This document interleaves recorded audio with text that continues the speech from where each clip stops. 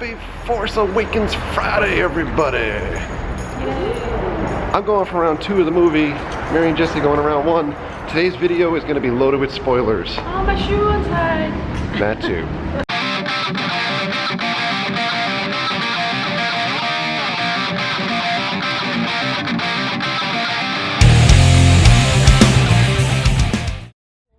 We are bringing some Force Awakens 3D glasses that we picked up elsewhere, so we can use them at the movie. I'm gonna go check it out in IMAX 3D. There's been an awakening of lines. Look at all of these people. I don't know where Mary's going, but she's going that way. This is the line for this movie, hour and a half, Friday night. Goes all the way down there. We've been in this long, like seriously. Oh boy. We are back home after seeing The Force Awakens with Jesse and Mary. We did not stop at the theater like we normally do to do a review outside because A, it's Florida cold outside, B, it is a madhouse at the movie theater. So we're here amongst many pillows and cats to talk about the movie for a couple minutes. And unlike other review videos, because I think I gave non-spoiler notes for myself in yesterday's video, this one is going to be kind of spoilerific, so if you haven't seen the movie yet, you may want to just stop watching this video now and come back to it after you've seen the movie. Yeah. So, on that note, I'm going to get Mary and Jesse's opinion on the movie. What did you think? It was pretty amazing. Yeah? Mm-hmm. What do you give it out of 5? I got a Mary scale coming up. Oh no. I would say 4.5 out of 5. Okay. I was kind of expecting different things. Alright. And you? I still give it a 5, but like I was just. You're giving it a 5 out of 5? It's Star Wars. So does that mean you give The Phantom Menace a 5 out of 5? But it's not as good as the other ones. Which ones? The other Star All Wars 6 movies. of them. I don't know. Which ones? All. Which Star Wars movie is the best? Yes. Okay. We watched it in IMAX 3D this time around, and yesterday when I went to go see it at the Disney premiere, I saw it in 2D on a regular screen, and I will say that it was incredibly better in IMAX 3D visually than going to see, and sonically than it was in the regular theater. At one point I wanted to touch it. I was like, ooh. There was a point where it's like the ships coming through the screen where it looked like they were actually there, you know. So I think I would probably bump up my thing to maybe 4 out of 5 for this. Yesterday in my review I gave it a 3.5 out of 5. And I give it a 4.75. You can do whatever you want. You're getting like me now. So I give it a 4 out of 5. If I rank the movies in the way that I think that they should be ranked, I would rank them like A New Hope, Empire Strikes Back, Return of the Jedi, and then this, and then the prequel movies, probably them like Sith, Clones, and Phantom Menace. So I think that's fair. I don't think that this is better than Jedi because I think that this doesn't tell as complete of a story as Jedi, and I think Jedi had a little bit more cohesiveness throughout the whole way. I mean, what we didn't have in this movie was kind of ridiculous, like little kid type toys. I think BB-8 served the need of Jar Jar Binks and Ewoks No, it didn't. and stuff like that in Nope. this movie. Yeah, it was cute and cute and small and cute. Yeah. Yeah. Yeah. Yeah. Yeah. So there was no like little stuffed toy type thing this time around, I think. But I have a stuffed BB-8. yeah, that is true. That's why I just said that. BB-8 took the place of... But I have Jar Jar Binks too. But Jar Jar Binks is bigger than the BB-8. But those are all the 3 things that I said. It kind of took that But place. Jar Jar Binks wins. Yeah. No. Chewbacca Okay. wins. Oh, okay. So let's talk about what did you like about the movie? So this is like the spoiler. Yeah. Oh, okay. I mean, say whatever. Well, I love the fact that Finn just like completely turned around from what he was brought up to do. because you found that they took him from his home and just completely changed his mind to do what they tell him to do. So, if they're programmed from an early age, how did he have free will all of a sudden? I don't know. He just saw what was happening and he felt bad because people's families were being killed. And he just stood there like, what? Yeah. That's fair. What did you like? That they were strangers when they met, but yet they felt like they needed to go get each other again. Oh. Yeah. Like, you're just like, I barely know you. I need to go save you. Is that kind of reminiscent of the original trilogy with Luke and Leia and Han? But All strangers brought together. Same kind of thing. I don't necessarily think that happened in the prequel trilogies. I think that you had in the trilogy, not trilogies, but you had kind of like Qui-Gon and Obi-Wan and Anakin, but not to the same degree, I think. What else did you like? I don't know. Anything else that you like? Okay, I'm going to tell you what I liked. I thought the first third or more of the movie was phenomenal. It was excellent storytelling from the get-go in the movie. I felt engaged as both the First Order is attacking. I think that it really set a tone with the initial First Order attack, because you saw flame troopers come through for the first time, and not only did they come through, but they were ruthless. They literally killed everybody. Oh, yeah. They killed all of the townspeople. I like that you saw just how powerful Kylo Ren was initially, in that he gets shot at from Poe, stops the shot, can still concentrate on keeping that shot in midair, and still manage to do the damage that he does. Yep, that was pretty amazing. I thought that was pretty cool. I thought that really set the tone for what we were in for as far as like level of bad guys. yes. But there's always a light side. Yeah, I thoroughly enjoyed the acting of the new big 3 or 4, right? So Finn, Rey, Kylo Ren, and Poe, I thought were all really, really well acted. Yes.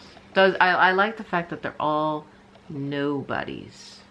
They're not really established people anywhere, so it's kind of great.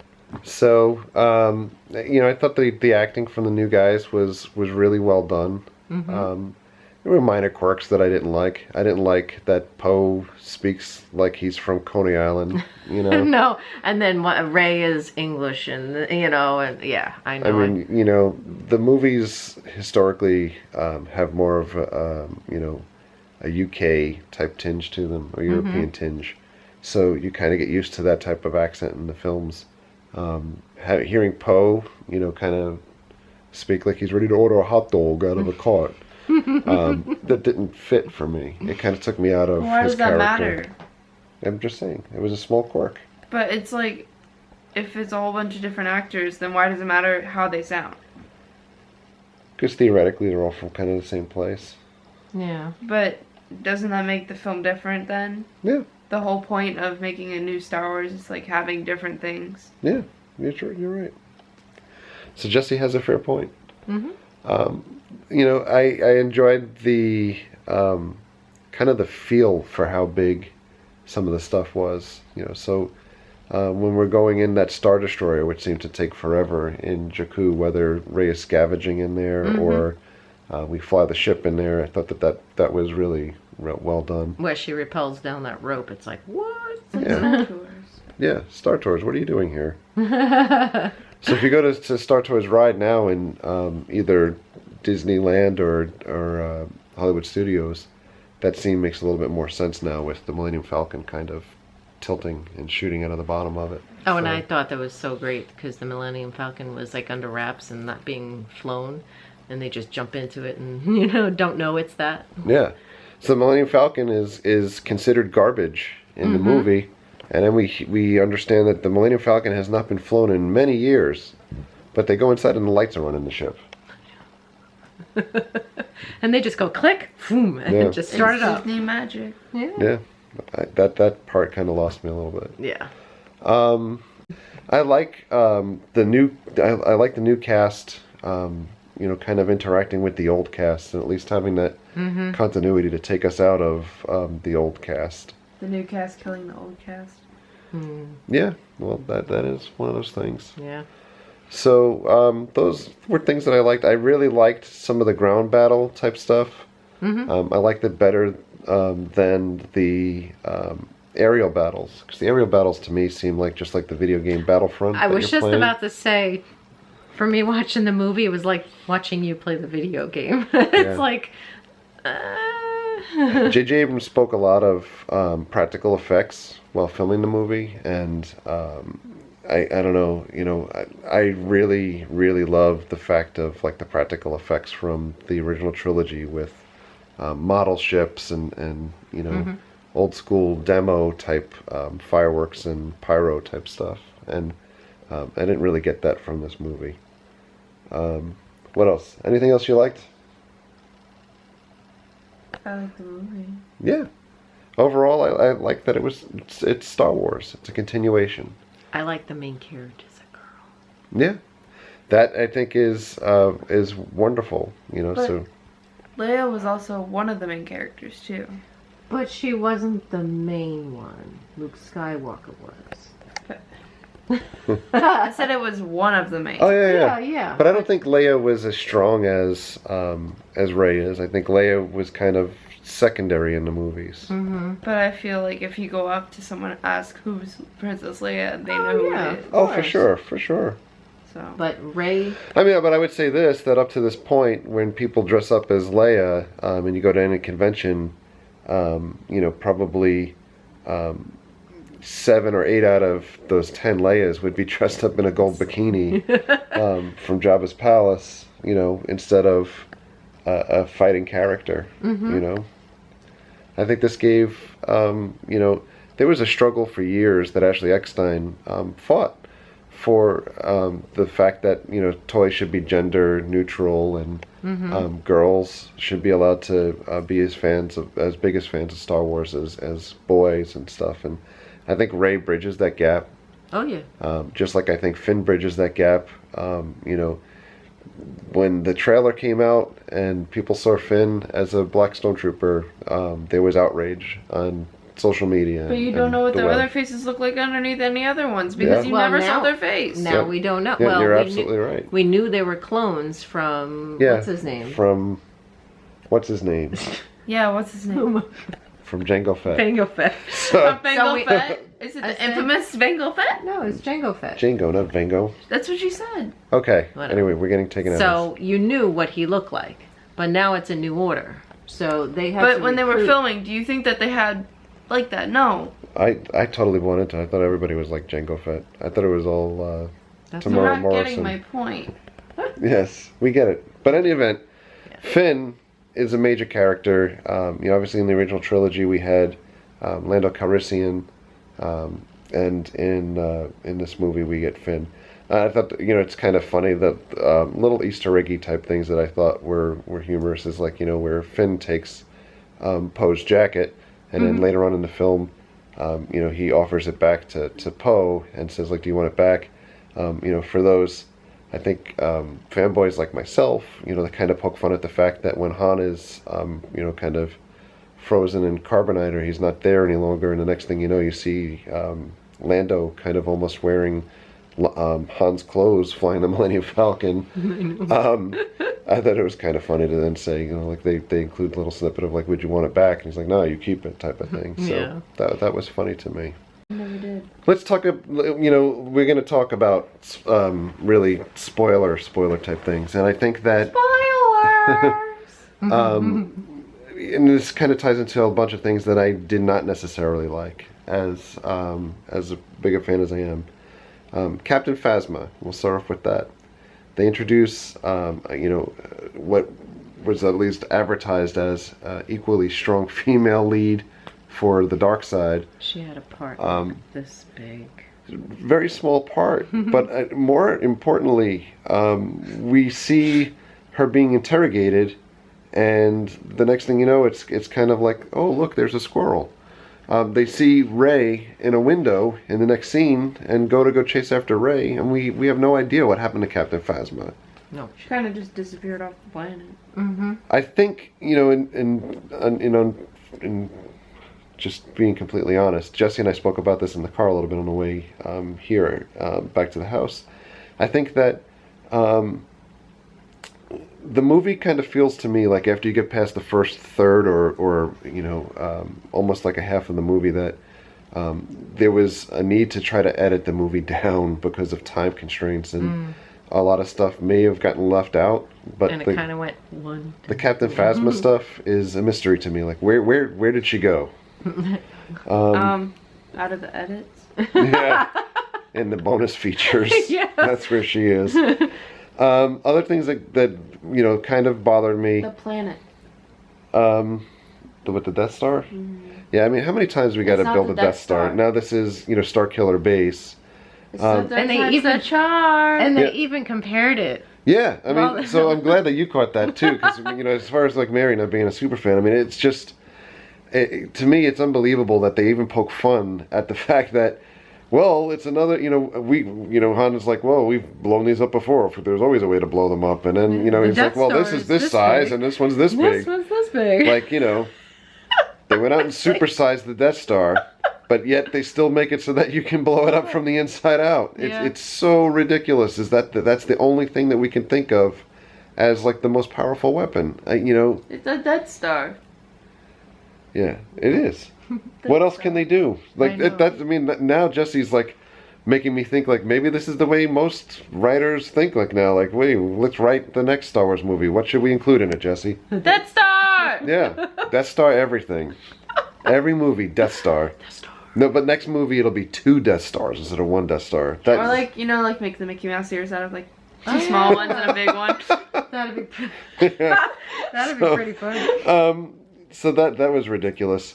So then, as far as the, in contrast from what my feelings are with the newer actors doing such a marvelous job, I was psyched to see the old actors, but I thought that some of the acting, when I mentioned this in my review yesterday, as far as some things feeling kind of plastic or just empty, What do you mean plastic? just fake.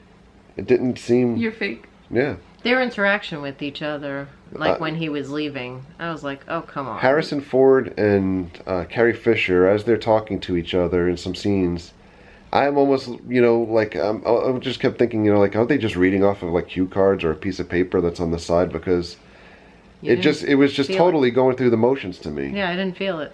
I felt great, like, when you see Han first come back and, in the ship, and he's like, this is my ship. You're like, well, that's fantastic. But then you get to the point where they're interacting with, each other as older characters, and you're like, oh, boy. Like, I really wish that Carrie Fisher didn't come back for this movie, because every scene she was in, I wanted to fast forward to get out of it. Except for one scene, I kind of cried. I thought it was awful. But I genuinely thought some of the stuff, it was cartoonish to me, Harrison Ford's acting.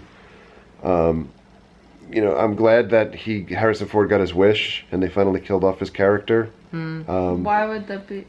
He didn't want to be associated with the films any longer, and he wanted to die instead of being frozen in carbonite and all that. So, But he killed himself. And likewise with older characters, because I'm going to jump around a little bit. The ending of the movie with Luke, I just can't get, for as much I love I love the first half or first third of that movie, and you get to things like the ending with the handing off of a lightsaber to Luke. I thought it just. There's no way to say this other than to me it just sucks. It was sucked. stupid. It is so freaking ridiculous. I don't care if Luke is in the movie for 17 seconds or not. For him to just be standing up there and staring like... With the wind blowing in Yeah, his face. I've never seen this before. And he's got John Bon Jovi hair, which I can still deal with that too. But it was so stupid. I just... Yeah. To tie this into one of the other things I want to talk about, I mean, when you get to the end of the movie, and this is my own personal thing of how I think the movie should have ended, or the rewrites, it's fine for Rey to seek out Luke, but they had that little piece of the map, and she just magically found it. Even though, before they said that they couldn't find it because it was not on the grid, but then magically R2-D2 had it. Just that missing piece, that one piece. Was well, I'm going to get back to that because that's one other thing that I want to say. But with, and logically speaking, the movie ends, in silence with like somebody handing a lightsaber 15 feet away from the other person, staring back in space. But beautiful scenery. Meanwhile, they blew up the Starkiller base. They returned to the Rebel base or the Resistance base, and like literally no craps are giving about Han whatsoever. They have this like emotional moment of like Rey looking at Leia, and she's known him for like 2 days at that point. It's the same concept as Luke, crying over Obi-Wan, but Leia and everybody else, like, nobody cared. Like, everybody else in the base is like, hey, what's going on? Let's go eat some burritos. Well, they all were jumping up and down and saying, hey, you did everything, yay! Everything's great. And then, we forgot about that guy. Leia and Rey were standing there like, oh. They were more concerned about Finn than concerned about Han Solo, who, like, legit saved the galaxy on multiple occasions. So, like, in the end of Jedi, let me put this in perspective. We burned Vader's body and we had a proper send-off for somebody who was a villain who redeemed himself. Han, again, we understand from the story, went from being the hero to, like, kind of, not being able to deal with the turning of his son to going off and smuggling and then coming back to be the savior again. And nothing. I don't even think, obviously he didn't have a body, but not like a memorial service. I would have, my own personal thing, I would have ended the movie by, you've blown up the Death Star.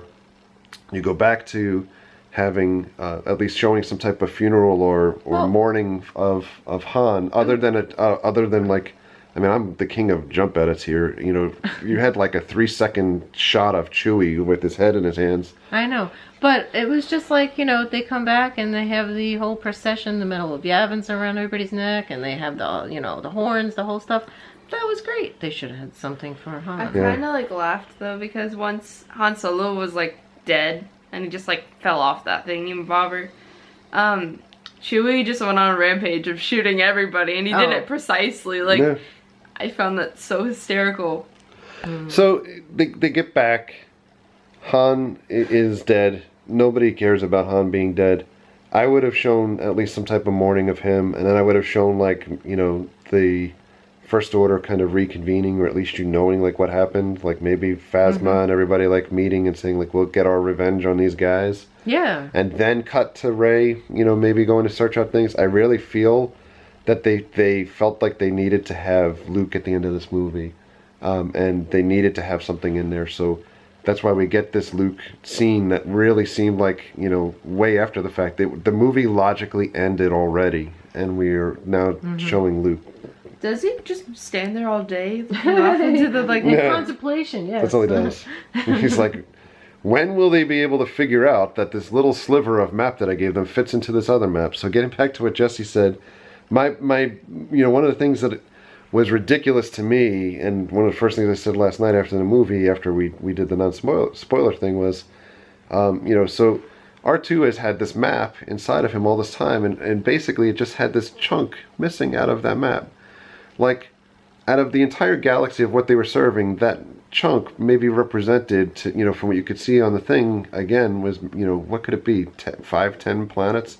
God knows Rey found it on the first shot when she flew out there, just based off of that thing.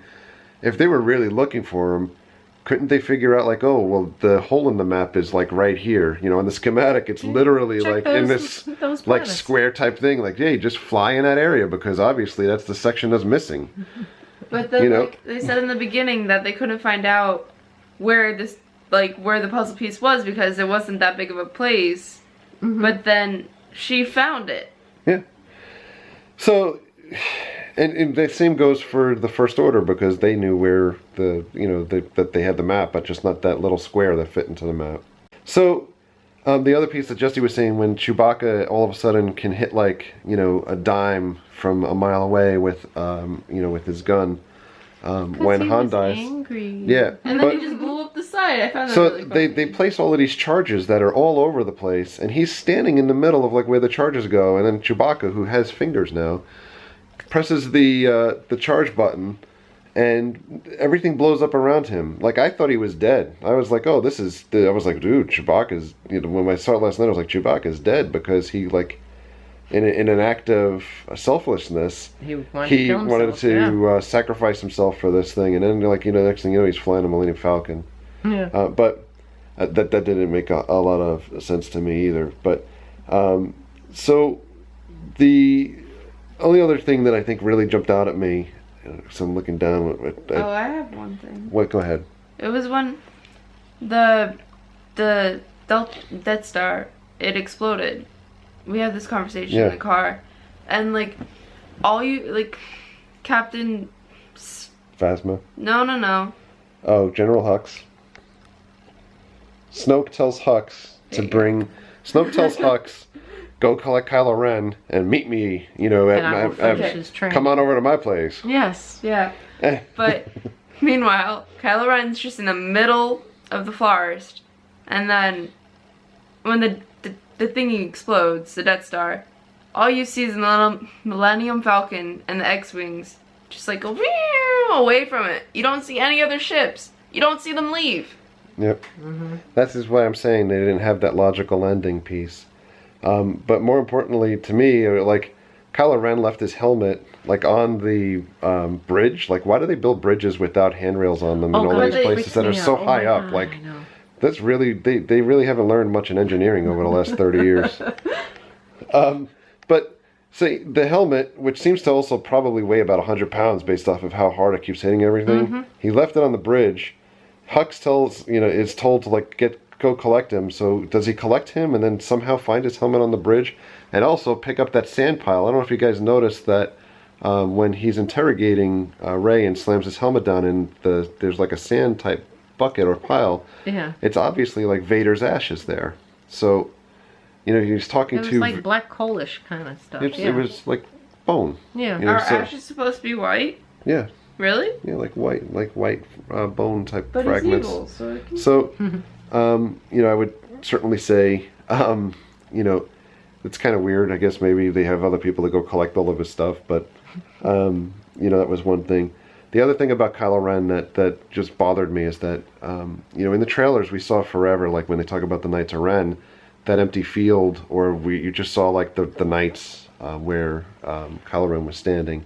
And then you piece it together and realize that, when Ren was learning from Luke and he turned on everybody else, they do this pullback of everything in that scene, and there's like dozens of bodies laying on the floor. So he's killed everybody. So now we're justifying, not only in the beginning is he able to stop that laser shot, and he, like, you feel like, almost like when you're in the film, like when he pulls Rey back and everything. Mm-hmm. Kylo Ren is a major ass kicker in this movie, except for when he's fighting a guy who literally has zero lightsaber experience. Yep. And then Finn is kicking his ass. And I'm mystified, like, whoa, like, this would have never have happened with Darth Vader or Darth Maul or anybody else, like, no. And then, can you imagine if, like, Darth Maul went against Lando? Just, like, have that happen. Yeah, we should just put random people together. Mm-hmm. But, so... it really bothered me that Finn was able to go kind of toe-to-toe with him with the lightsaber. Also, the stormtrooper that had like that electro type stick, that was weird. But like, I'm just gonna not shoot you now. I'm gonna throw down my stuff, yo, and we're gonna get going here. Mm-hmm. That was weird. One of those things. Just that's the one guy that was in the beginning scene with him. He looked at him and he walked away because he stopped what he was doing. Okay. But all right, so back to Finn is beating down Kylo Ren, but then you get Rey, who, no one's ever told her or taught her how to do like Jedi mind manipulation, and all of a sudden she knows how to do that with. Yeah, then when she was with in the the stormtrooper. like in the asking room, how did she just magically know how to do that to the stormtrooper? Yeah. Well, because the little lady from the bar or whatever told her. And where is she gonna learn that the other people did that? Yeah, I don't think she, Well, no, not that. she just knew all of it. All of a sudden, it was in the script. Yeah, That's that's like goes true. back to when I was a kid, and we just justified things by saying it's in the script. But she, let me just say, she's left. I thought it was really interesting when she touches the saber and all of those things come back, because you go back to like kind of Dagobah where Luke went in the cave, and if you guys watch Clone Wars or Rebels, and you realize like the things call to people. So I think that's weird, kind of, if you're enveloped in the whole Star Wars universe and not just the movies, you kind of understand like why the items would call the way that they do a little bit more. So she has the lightsaber, which and for her, being able to fight back to Kylo Ren, and this would be the biggest spoiler I think than anybody, but it should be common sense. Like when I saw the Han Solo thing, it should have been common sense to people. They shouldn't have been shocked. But in case I think everybody was missing it, to me, common sense wise, that lightsaber is calling to her. She's missing, and when she hears a voice at one point, it almost sounds like Obi-Wan's voice calling to her. It kind of leaves two possibilities. Either she's the offspring of Obi-Wan, which, by the way, not in the movies, but at least in Clone Wars, Obi-Wan did have a relationship with somebody, which kind of breaks the Jedi code, which could have left, potential offspring at that time. But I think it's pretty clear to say that the reason why the Skywalker lightsaber is calling to her, and they give that nod, like, wink, wink, in case you're just not getting this now, like this was, Anakin's, and it was Luke's, and now it's yours because it's calling to you, And so because it's you are really, Luke's child. Yeah. Yes. So, I think that's. To me, it seems obvious that that's what that is. Of course, you're not going to find out for another 17 months, but that just seemed to be, what it was, because and that's why I think Snoke wanted to kind of bring her in right away. Which, again, to me, we're setting ourselves up to just have like a replay of the original trilogy of, you are the most powerful Jedi, unless of course you can bring your kid or your, the other Skywalker sibling over here. We'll take that person then. Yep. So, those were just things that jumped out at me as far as kind of spoilers and things that maybe took away a little bit, or things. Oh, do you want to know what I found funny? What's that? It was when Kylo Ren was telling Rey how he was like, I can show you the right way to use the Force, and then she just magically closes her eyes. And she felt the Force. Mm-hmm. I just found it funny. So, in any event, for me, 4 out of 5 stars. I just think that there's a lot of holes and things that they could have closed. The nostalgia part was fun. It just wasn't well acted fun.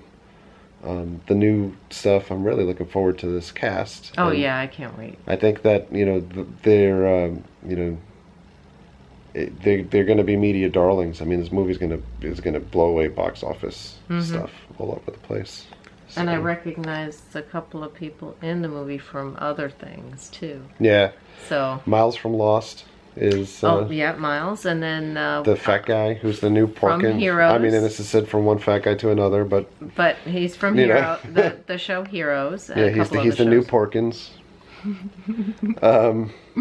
And speaking of people that you recognize in the movie, Stormtrooper voices. Real quick, there's a host. If you stay and watch the credits, like Kevin Smith does a Stormtrooper voice. Oh, I didn't see that. Dave Filoni, Dave Collins. We met Dave in stuff that we filmed out in Anaheim. And he does the comlink, so if you ever want to check out a really awesome video segment or podcast, it's the comlink.